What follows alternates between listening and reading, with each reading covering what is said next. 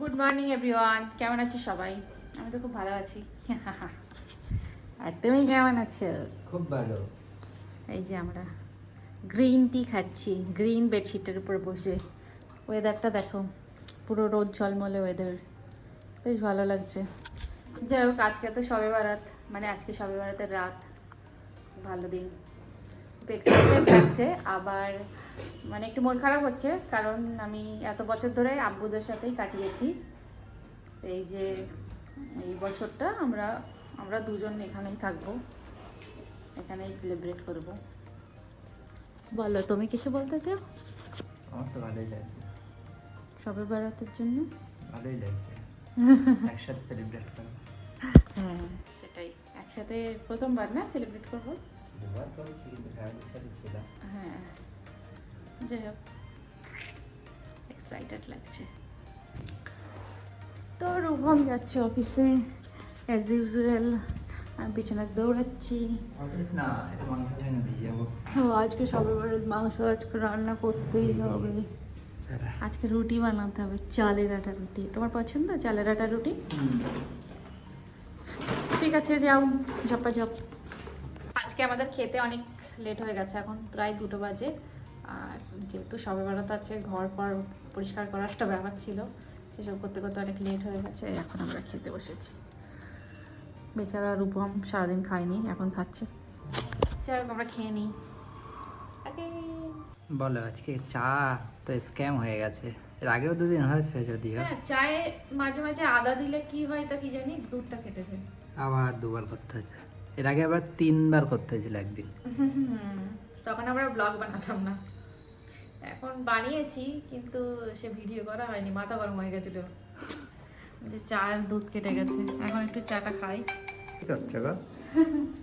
সবে বারাতের জন্য বানাচ্ছি চালের আটা রুটি। চালের আটা রুটি আমি কখনো বানাইনি, তো আমাদের দুজনের জন্য বানাচ্ছি। আর এখানে দুধ ফোটাচ্ছি, কারণ আমাদের বাড়িতে সবসময় ওই যে চালের আটা যেটা হয় না, এটা দিয়ে পায়েস বানায়।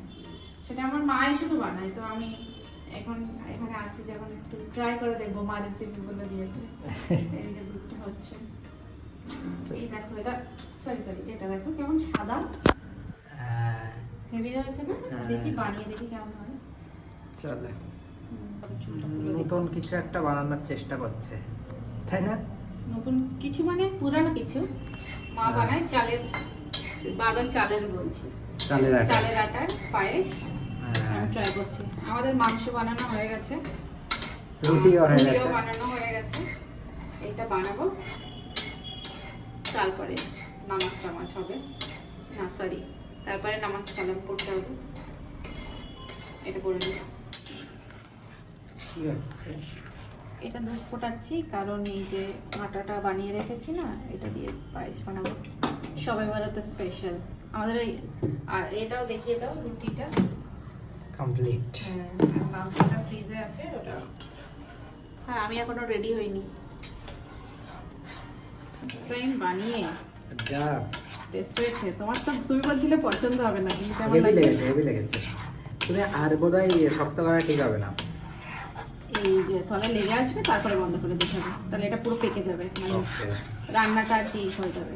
হেভি লাগছে। মা কি আম লাগছে, ইয়াম। শুধু দেখতেই আম না, খেতেও আম। কারো যদি রেসিপি দরকার হয় বলো, এটা আমার মায়ের রেসিপি। খুব মানে কম জিনিসে একদম মানে দারুণ টেস্ট। খুব ভালো ডেজার্ট এটা।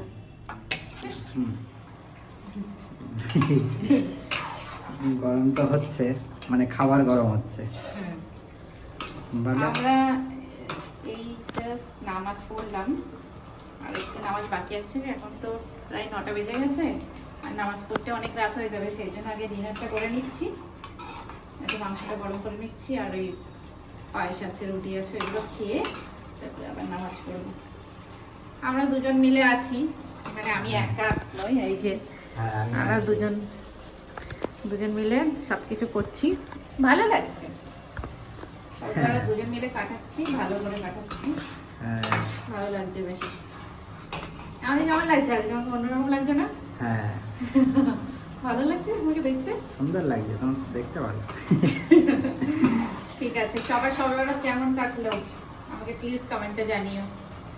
আমাদের তো বেশ ভালোই কাটছে, মজা হচ্ছে দুজন মিলে। চলো খেয়ে নিই। আচ্ছা, তো আমরা খেতে বসে গেছি। এটা হচ্ছে চালের আটার রুটি বানিয়ে রেখেছি, আর এটা হচ্ছে চালের আটার পায়েস, যেটা ফার্স্ট টাইম বানিয়েছি এবং খুব টেস্টি। আর এটা চিকেন। চিকেন আর রুটি তো ম্যান্ডেটারি, চালের আটার রুটি আর চিকেন। ওকে, তো আমরা খেয়ে নিই। আর রাত্রেবেলা আর কি ব্লগে দেখাবো জানি না, আবার দেখতেও পারি। যাই হোক, আজকের ব্লগটা এখানেই শেষ করছি। কালকে দেখা হচ্ছে নতুন একটা ব্লগে। ততক্ষণ টাটা, টেক কেয়ার। আর আজকে সবাই অনেক অনেক দোয়া করো আল্লাহর কাছে।